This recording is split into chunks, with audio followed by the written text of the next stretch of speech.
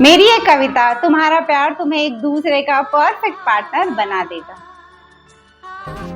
तुम्हारे और उसके दिल तो मिल गए, तुम्हारे और उसके दिल तो मिल गए, मगर तुम्हारा दिमाग कहता है कि उसकी हाइट तुमसे ना मिले।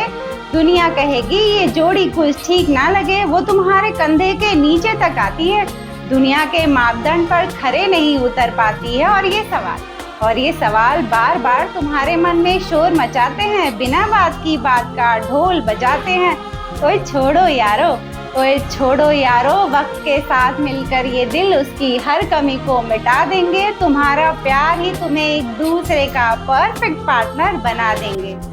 तुम्हारी और उसकी धड़कनें तो मिल गई, तुम्हारी और उसकी धड़कनें तो मिल गई, मगर तुम्हारा दिमाग कहता है उसका रंग कुछ साफ न लगे। दुनिया कहेगी ये जोड़ी कुछ खास ना लगे। कुछ तो बात होगी, कोई तो राज होगा, वरना इस शादी को कोई कैसे तैयार हो सकता है। दबाव न डाला गया हो, जबरदस्ती भी तो ब्याह हो सकता है। और तुम्हारा गोरा रंग उसके रंग पर सवाल उठाएंगे, इस बात पर दुनिया वाले बवाल मचाएंगे। ओए छोड़ो यारो, ओए छोड़ो यारो, वक्त के साथ मिलकर ये दिल उसकी हर कमी को मिटा देंगे। तुम्हारा प्यार ही तुम्हें एक दूसरे का परफेक्ट पार्टनर बना देंगे। तुम्हारे और उसके सोच विचार तो एक हो गए, मगर तुम्हारा दिमाग कहता है कि उसका चेहरा बदसूरत सा दिखे, और लोग कहेंगे ये जोड़ी कुछ कमाल ना लगे। ना नैन ना नक्श, क्या बिना देखे शादी कर ली? मिला नहीं होगा कोई शायद, तभी तो ऐसे रिश्ते पर हामी भर ली। और किसी की सारी अच्छाइयों को ताक पे रखकर, किसी की सारी अच्छाइयों को ताक पे रखकर लोग उसकी बदसूरती का मजाक बनाएंगे। ओए छोड़ो यारो, ओए छोड़ो यारो, वक्त के साथ मिलकर ये दिल उसकी हर कमी को मिटा देंगे। तुम्हारा प्यार ही तुम्हें एक दूसरे का परफेक्ट पार्टनर बना देंगे। तुम्हारे और उसके सपने तो एक हो गए, तुम्हारे और उसके सपने तो एक हो गए, मगर तुम्हारा दिमाग कहता है कि उसका हाल गरीबी से बदहाल लगे। मगर तुम्हारा दिमाग कहता है कि उसका हाल गरीबी से बदहाल लगे, और लोग कहेंगे कि ये जोड़ी कुछ टक्कर की ना लगे। कोई अपनी स्टेटस को भी गिरा कर क्या ब्याह रचाता है, और गरीबी में भी क्या घर चल पाता है। और लोग दिल के मिलने की बातें छोड़कर उसकी हैसियत का अंदाज लगाएंगे। ओए छोड़ो यारो, ओए छोड़ो यारो, वक्त के साथ मिलकर ये दिल उसकी हर कमी को मिटा देंगे, और तुम्हारा प्यार ही तुम्हें एक दूसरे का परफेक्ट पार्टनर बना देंगे। Thank you so much. आप सब ने अपना कीमती वक्त देकर मेरी कविता को सुना। मुझे उम्मीद है मेरी कविता आप सभी को अच्छी लगी होगी, और अगर ना भी अच्छी लगी तो आप सभी मुझे ये कमेंट करके बताइए कि क्या आप सभी को मेरे वीडियो में पसंद नहीं आया, ताकि मैं उस हिसाब से चेंजेस कर सकूँ, और आपको जो पसंद आए वो अब मैं आपको सुना सकूँ, बता सकूँ, दिखा सकूँ। और मेरे वीडियो के ठीक नीचे सब्सक्राइब बटन आएगा, उसे दबा दीजिए। जो भी मेरे चैनल पर नए हैं वो सारे लोग मेरे वीडियो के ठीक नीचे जो सब्सक्राइब बटन है उसे दबाइए, ताकि मेरा हर नया वीडियो आप तक आसानी से पहुंच सके, और मैं आप सबके दिलों तक भी आसानी से पहुंच सकूं। आज की मेरी कविता का शीर्षक है कि तुम्हारा प्यार ही तुम्हें एक दूसरे का परफेक्ट पार्टनर बना देगा। तो ये लिखने से पहले ये कविता एक्चुअली मेरा सोच ये था कि मेरी एक फ्रेंड थी, उसके लिए बहुत सारे रिश्ते आ रहे थे, और वो बहुत ही सुंदर है। तो रिश्ते आए, जो रिश्ता डन हुआ शादी करने के लिए माँ बाप ने पसंद किया, वो लड़का बहुत सुंदर नहीं था, तो बहुत उसकी बदसूरती कह लीजिए, बिल्कुल ही कोई भी बदसूरत और जो है कि सुंदरता तो हमारे ही मापदंड होते हैं, लेकिन वो दिखने में बहुत अच्छा नहीं था।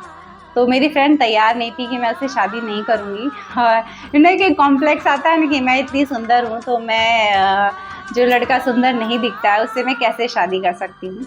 तो मैंने ये बात बस उसे समझाई कि वो लड़का बहुत नेचर वाइज और हर एंगल से परफेक्ट था, बस एक ही कमी थी उस लड़के में कि वो बहुत सुंदर नहीं था, दिखने में कुछ खास नहीं था। तो मैंने उस लड़की को बस एक ही बात कही कि जब तू उसके साथ रहने लगेगी ना सालों साल, हर रोज़ जब हम किसी इंसान के साथ रहने लगते हैं ना, तो उसकी कमियां जो है ना धीरे धीरे हमें दिखना ख़त्म हो जाती है। 10 साल 15 साल बाद हमें बिल्कुल वो एहसास नहीं होगा कि उसकी शक्ल कैसी है, वो सुंदर दिख रहा है या नहीं दिख रहा है, ये चीज़ मैटर ही नहीं करेगी। हम एकदम से इस चीज़ को भूल जाते हैं। तो यही बात मैंने उसे समझाई, मैटर करेगा नेचर 10 साल बाद, 5 साल बाद। मैटर ये करेगा कि जब तुझे मदद की ज़रूरत है वो तेरी हेल्प कर रहा है नहीं, तुझे अपनी लाइफ में इंपॉर्टेंस दे रहा है या नहीं। बदसूरत इंसान के साथ आप रोज़ रहकर देखिए, वो आपको उतना बदसूरत नहीं दिखेगा जितना वो पहली बार में आपको लगता है। जितनी पहली बार में कोई हमें जितना बदसूरत दिखता है ना, आप उसके साथ रोज़ रहेंगे, रोज़ बातें करेंगे तो बदसूरती अपने आप ख़त्म होने लगती है। क्योंकि फिर उस इंसान का आप एक अलग चेहरा देखने लगते हो, एक अलग पहलू देखने लगते हो, तो वो चीज़ें बहुत दूर पीछे छूट जाती हैं। तो यही बात मैंने समझाई और यही सोच कर मैंने इस कविता को लिखकर आप सभी को बताया है। और मुझे ये पता है कि आज भी जब भी आप शादी के लिए रिश्ते देखते हो तो आप भी ये सोचते हो, अगर लड़का देखने जा रहा है लड़की, तो वो यही सोचेगा कि लड़की नाटी ना हो, लड़की काली ना हो और लड़की बदसूरत ना हो, लड़की गरीब ना हो बहुत। तो बहुत सारी ये 3-4 बातें हैं जो मोस्टली लड़के अपने दिमाग में रखते ही हैं। आज भी यकीन मानिए कि गोरी लड़की हो, सांवली हो, काली हो, तो लोग सबसे ज़्यादा प्रेफर करेंगे गोरी लड़की से ही शादी करना, आज भी। तो कॉम्प्रोमाइज़ करने को तो कोई तैयार ही नहीं होता है। वो तो जब मजबूरी आती है, जब कोई मजबूरी होती है इंसान के अंदर, तब ही वो कॉम्प्रोमाइज़ करने को तैयार होता है, तभी वो अपनी किसी नाटी लड़की से या मोटी लड़की से शादी करता है। जब तक उसे कोई मजबूरी नहीं आए, वो इंसान झुकने को तैयार नहीं होता। वो लड़के की डिमांड जो है कि कम नहीं होती है। और जब आप शादी के लिए लड़की ढूंढना शुरू करते हो, साल, 2 साल, 3 साल, 4 साल जब ऐसे बीतने लगते हैं ना वक्त, तब आपको समझ आता है कि थोड़ा बहुत कॉम्प्रोमाइज़ करना पड़ेगा, वरना मेरी शादी नहीं हो पाएगी। क्योंकि परफेक्ट लड़का और परफेक्ट लड़की तो कहीं एग्जिस्ट ही नहीं करते हैं। तो तब आपको ये समझ आता है। मैंने ऐसे कई मेरे दोस्त हैं जो बहुत साल लगा रहे थे शादी को, अरे मुझे अच्छी लड़की नहीं मिल रही, ढूंढते आखिर वो थक गए। फाइनली थक के, हार के, मतलब कर ली शादी, बस शादी करनी है इस नाम से कर ली कि ये थक गए यार लड़कियां देखते देखते भी हम, और कोई अच्छी लड़की नहीं मिल रही, पसंद नहीं आ रही, तो मजबूरी में और ऐसे हो गया कि बस अब करनी है, करके हटानी है शादी, वो वाली हालत हो जाती है। तो इसलिए जब आप लड़का लड़की देखते हैं तो बहुत ज़्यादा उम्मीदें मत पालिए और कम उम्मीदों के साथ चलिए, और ये सोचिए कि उसकी किन किन बातों के साथ आप कॉम्प्रोमाइज़ कर सकते हो। और जैसे कुछ कमियां हैं तो आप ये सोच कर देखिए, हाँ इस कमी के साथ मैं निभा सकता हूँ, जीवन भर इस इंसान के साथ रह सकता हूँ, इसकी इस कमी के साथ भी, तो फिर मान जाइए, कर लीजिए शादी। आजकल तो लोग शादियाँ भी 30-35 की एज तक कर रहे हैं, और मुझे ऐसे लगता है 25-26 ये एज सही होती है, हमें शादी जल्दी ही करनी चाहिए। हम बहुत लेट करते जा रहे हैं, इवन लड़कियां भी बहुत लेट करती जा रही हैं, और जिसकी वजह से बहुत सारी प्रॉब्लम्स आ रही हैं। धीरे धीरे हमें ये चीज़ें पता ही चलने वाली हैं कि 30 से पहले, साइंस भी कहता है कि लड़कियों को अपना पहला बच्चा कर लेना चाहिए।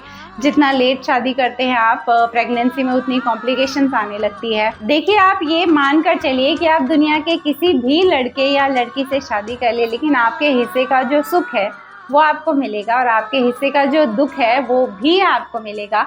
कोई लड़का या लड़की स्पेशल या बहुत स्पेशल नहीं, ऐसी कोई मिल जाएगी जो आपकी किस्मत बदल देगी। आपके हिस्से जो लिखा है वो आपको मिलना ही है, चाहे वो कोई भी लड़की हो, कोई भी लड़की के साथ आप बन जाएंगे। लेकिन एक होता है कि समाज को दिखाने के लिए सब कुछ आपको अच्छा अच्छा चाहिए होता, ताकि लोग कोई कह ना पा रहे इसकी बीवी तो नाटी है, मोटी है, छोटी है, ऐसी सब बातें हैं। और हम सिर्फ समाज के लिए कर तो लेते हैं, लेकिन बाद में हम इस बात पर पछताते भी हैं कि इन सब बातों की तो कोई वैल्यू नहीं है। और ये तब समझ आता है जब 10-12 साल शादी को बीत जाते हैं, 15 साल बीत जाते हैं, तब समझ आता है कि यार सबसे ज़रूरी तो सिर्फ एक ही बात थी कि एक अच्छा नेचर चाहिए था उस लड़की में, एक अच्छा स्वभाव का लड़का चाहिए था, इससे ज़्यादा कुछ नहीं चाहिए था, जो मुझे समझ सके, मेरे दुख तकलीफ को समझ सके। चलती हूँ, एक और नए वीडियो में आप सबसे मेरी मुलाकात रहेगी, तब तक उसके करीब रहिएगा। किसके?